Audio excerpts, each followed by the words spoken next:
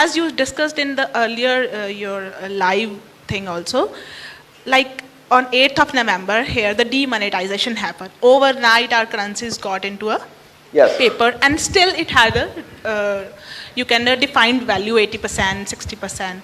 And after that, that money was plugged into like Bitcoins and, some part of it, not the much of that.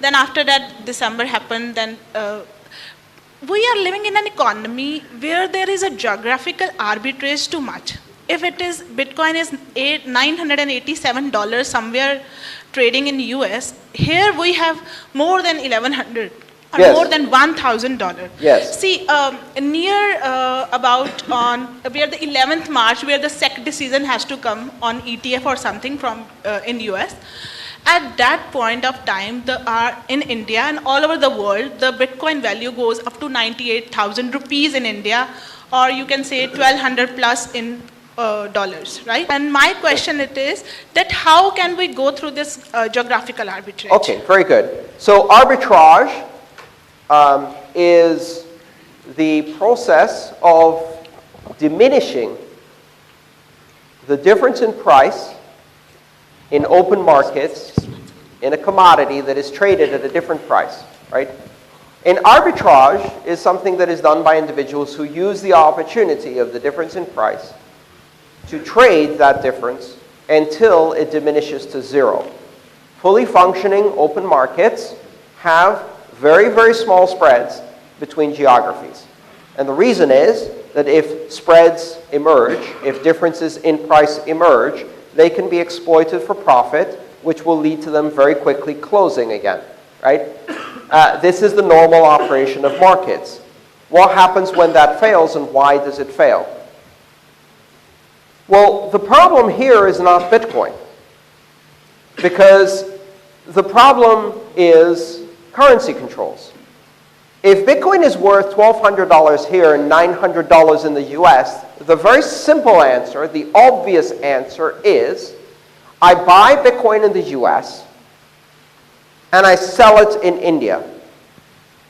Now, in the process of doing that, I don't transfer Bitcoin from the US to India, because Bitcoin has no location. It wasn't in the US to start with. It didn't end up in India to end with. The Bitcoin started on the blockchain. It ended on the blockchain. It changed owners. Those owners may happen to be in India or the US or not. Who knows? Doesn't really matter. So I'm not transferring money across borders, right? So I buy Bitcoin in the US and I sell it in India. I make the difference in profit. Now what? What did I sell it for? Let's say I sold it for rupees. I take those rupees, I wire transfer those rupees back to the US, and I repeat the cycle until there is no difference in price, right? But the problem is, I may be able to do this once. By the second time, my bank has red flagged my account. By the third time, I go to wire transfer and my bank goes bzzz. And then maybe they also freeze my account. And then maybe I get a visit by some friendly gentlemen in uniforms with intimidating mustaches and big sticks, and they tell me, you can't do that. Where in that scheme is Bitcoin the problem? The Bitcoin part was easy. It was the other part. What that is telling you is the opposite information of what you received. Bitcoin is not worth $1,200 here. Right? Bitcoin is not worth $1,200 here. Bitcoin is worth $943 everywhere. Rupees are worth 100,000th of a Bitcoin here. The value of Bitcoin didn't change. The reason it takes more rupees to buy a Bitcoin is because the rupee is worth less in Bitcoin. Why? Because you can't move it across borders. And because you can't move rupees across borders, the rupee is discounted, depreciated against the hard asset, which is Bitcoin, which can move across borders, but also against the hard asset that is the dollar, the euro, etc., by that amount that you see.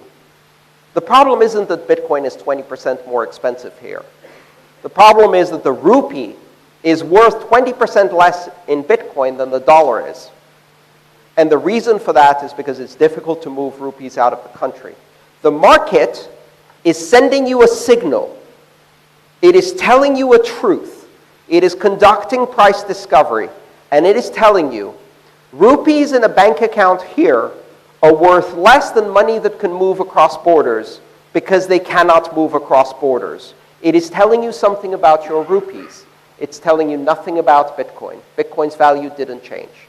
If you have a problem with that, petition your government for the redress of grievances and address the problem which causes your rupees to be discounted 20% against Bitcoin. And that problem is that one of the characteristics of money is that it has to be portable.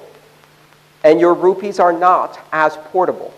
And as a result, people will only accept them at a discount of 20% for real, hard, portable currency, Bitcoin.